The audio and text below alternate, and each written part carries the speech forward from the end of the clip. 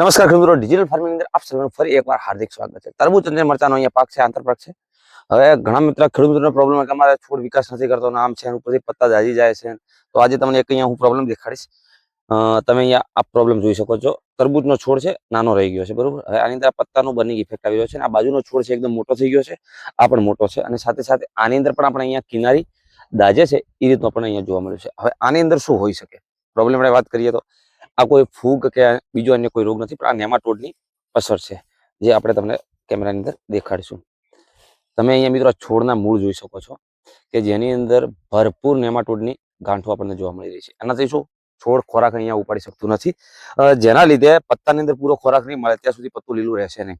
એટલે હવે આની અંદર આપણે જો રિઝલ્ટ જોઈતું હોય તો બાયર કંપનીનું વેલમ પ્રાઇમ 250 ml પ્રતિ એકર પ્રમાણે ડ્રીપની અંદર અથવા તો ડ્રિન્ચિંગ દ્વારા આપી શકો છો. એના પછીના પાણીએ તમે 19-19 અથવા તો હ્યુમિક અને માઇક્રોરાઇઝા બંને આપી શકો છો.